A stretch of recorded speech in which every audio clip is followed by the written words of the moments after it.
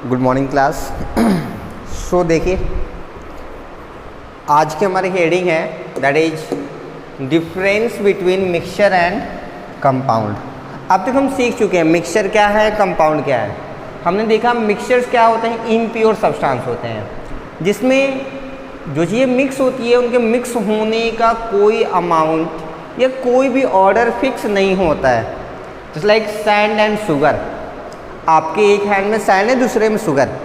मान लीजिए इस हैंड में सैंड थोड़ा सा था, आपने इतना सारा ले लिया और शुगर उतना ही मिक्स कर दिया, तो जो बना वो भी मिक्सचर है। सैंड कम था, शुगर ज़्यादा, जो बना वो भी मिक्सचर है। यानी मिक्सचर क्या है, जो कई चीज़ों से मिलके बना। एक बात, दूसरी, जब वो मिक्सिंग हुई उस मिक्सिंग के दौरान कोई रूल फॉलो नहीं किया गया, यानी ये ध्यान नहीं रखा गया कि हमें इतने 10 ग्राम में इतना मिक्स करना था, कुछ नहीं, जिसको जितना मन में आया वो उतना आके मिक्स किया, तो उससे जो मिला वो मिक्सचर है। कंपाउंड भी 2 या 2 से ज़्यादा एलिमेंट से मिलके बनते हैं, लेकिन डिफरेंस क्या है, जब हम कंपाउंड बनाते हैं तो एलिमेंट्स को एक फिक्स्ड रेशियो में कंबाइन करते हैं, यानी कि उनका जो मास रेशियो है वो हमेशा फिक्स रहता है।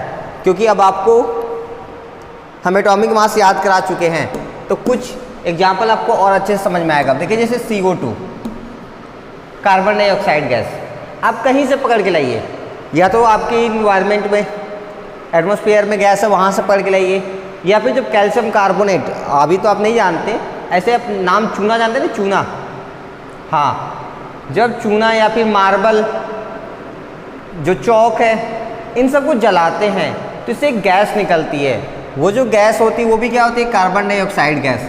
मान लीजिए वो गैस यहाँ पे है, ठीक है। ऐसे आप कहीं और से भी CO2 गैस पकड़ के ले आए। जब आप इनको देखेंगे तो देखिए कार्बन एक एटम है और कार्बन का मास आपको याद हो गया होगा कितना था, उसमें 12 था, ठीक है। रेशियो ऑक्सीजन का उसमें कितना मास था, 16। देखिए एक ऑक्सीजन का मास आपने जो याद किया सब एक एक एटम का है, यहाँ 2 एटम है ना, तो 16 2 जा कितना हो गया, 32। इसको सिंपल रेशियो बनाने के लिए क्या करिए, सबको डिवाइड कर दीजिए। किससे डिवाइड हो जाएंगे, 4 से। तो ये 4 3 जा 12, रेशियो 4 8 जा 32। देखिए सिंपल रेशियो मिला क्या, 3:8। अब आप आते हैं दूसरे वाले टर्म पे, हम इस वाले कार्बन डाइऑक्साइड गैस की बात करें जो कहीं और से पकड़ के लाया हम। कार्बन का मास फिर से 12, ऑक्सीजन के एक एटम का मास 16, 2 एटम का मास 32। फिर से इनको कैंसिल करेंगे, 4 से आपको मिलेगा 3:8। ये देखिए ये कंपाउंड है, CO2 क्या है हमारा, कंपाउंड। क्यों, आप ध्यान से कहिए, पहले तो हमने ये पढ़ा था कि सर जो भी कंपाउंड है या जो भी चीज़ें सब्सटेंस बनी है, अगर वो एक टाइप के एटम से बनी है देन दैट इज़ प्योर, तो एकदम प्योर है। फिर हमने कहा था नहीं, एक केस और है जिसमें हम एक से ज़्यादा एलिमेंट्स को कंबाइन करके भी बनाते हैं तो भी आपको प्योर सब्सटेंस ही बनता है, उसे हम कंपाउंड कहते हैं। लेकिन हमने एक चीज़ और कही थी, this should be combined in a chemically fixed ratio. उनका जो कंबाइनिंग रेशियो होना चाहिए वो हमेशा फिक्स होना चाहिए, यानी कि CO2 गैस कहीं से भी आप पकड़ के लाइए, उनकी जो मास रेशियो होगी कंबाइनिंग वो कितनी होगी, 3:8 ही रहेगी। ऐसे ही कुछ और एग्जाम्पल देख लीजिए। अब मान लीजिए बारिश का पानी हमने उठा लाया, रेन वाटर, फॉर्मूला बताइए कितना होगा, ये तो पता ही है आपको, H2O, वाटर को क्या बोलते हैं, H2O, ठीक है। अब हमने प्यूरिफाइड वाटर उठा के लाया, कहाँ से, फिल्टर से, ये भी क्या होगा, H2O। अब हमने क्या किया, चले गए हम नदी में, रिवर से, वहाँ से भी पानी उठा लाए, उसका भी फॉर्मूला क्या हुआ, H2O। ऐसे ढेर सारे हमने उठा लाए, ढेर सारी जगह से, हर जगह से हमने क्या मिला, H2O। अब देखिए हाइड्रोजन के कितने एटम्स हैं टोटल, 2। एक हाइड्रोजन एटम का मास, हाँ 1 है, तो 2 हाइड्रोजन एटम का मास कितना हो गया, 2। रेशियो ऑक्सीजन का एक एटम है, याद कर लिया आपने, कितना होता है, 16। देखिए दोनों नंबर 2 से डिवाइड हो जाएगा, ये 1 टाइम में, ये 8 टाइम्स में, तो आपको क्या रेशियो मिला, 1:8। क्या रेशियो मिला 1:8। यहाँ से चेक करिए, फिर ये आएगा 2, ऑक्सीजन का 16, फिर ये डिवाइड करेंगे, ये भी आ जाएगा 1:8। ऐसे इसको चेक करेंगे तो ये भी क्या देगा आपको 1:8 ही देगा। ध्यान से देखिए 1:8, यानी कि 1 ग्राम अगर आपने हाइड्रोजन लिया तो 8 ग्राम उसमें क्या होना चाहिए, ऑक्सीजन होना चाहिए। अगर 1 किलोग्राम आपने हाइड्रोजन लिया है तो 8 किलोग्राम क्या होना चाहिए, ऑक्सीजन होना चाहिए। जब आप इसी फिक्स अमाउंट में मिक्स करेंगे तो जो बनेगा वो कंपाउंड होता है और उसे भी हम प्योर ही मानते हैं। इस चीज़ को आपको बहुत ही अच्छा खासा ध्यान रखना होगा। बस में आपके मन में हमेशा आता है सर CO2, H2O, ठीक है, ये सब तो कई एलिमेंट से बने, यानी कि ये प्योर नहीं होंगे, ये बिल्कुल प्योर होंगे। क्यों? क्योंकि इनका फॉर्मूला फिक्स है, ये हमेशा इसी रेशियो में मिक्स होते हैं। यानी कि कभी भी आप 1 ग्राम हाइड्रोजन में 4 ग्राम ऑक्सीजन मिक्स नहीं कर सकते। अगर आपने मिक्स किया तो वाटर कभी भी नहीं बनेगा। बात समझ में आई? क्लियर है? चलिए, तो ये एग्जाम्पल्स किसके थे, कंपाउंड के। आज का जो हमारा टॉपिक है that is the difference between mixture and compound. तो पहला डिफरेंस तो यही कि मिक्सचर तो इम्प्योर है, कंपाउंड क्या होता है, प्योर होता है। मिक्सचर में कंबाइनिंग रेशियो फिक्स नहीं है, कंपाउंड में बिल्कुल ही फिक्स्ड है। सही है, क्योंकि इनका फॉर्मूला बन सकता है, क्योंकि कंबाइनिंग रेशियो फिक्स है तो हम कंपाउंड का फॉर्मूला बना सकते हैं, मिक्सचर का कोई फॉर्मूला नहीं बना सकते।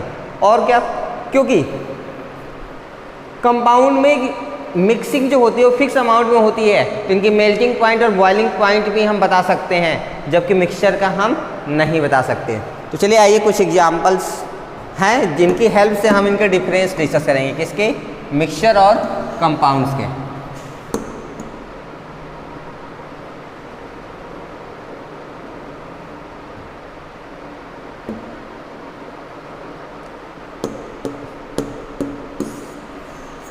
चलिए, तो आप टेबल बना लेंगे। पहला मिक्सचर का पढ़ते हैं column. A mixture can be separated into its constituent, constituent means जिससे ये बना है, right, by the physical process. यानी कि हम फिजिकल मेथड्स यूज करके घर पे भी चाहे तो जो मिक्सचर जिससे बना है हम उनको अलग अलग कर सकते हैं। यानी कि हाँ, अगर आप चाहें सैंड और शुगर को मिक्स कर दिया आपने तो ये तो मिक्सचर है। अगर आप चाहते हैं कि नहीं मेरा सैंड अलग हो जाए, शुगर अलग हो जाए, तो आप वो काम घर पे फिजिकली कर सकते हैं। तो ये क्या हो गया, मिक्सचर का एग्जाम्पल।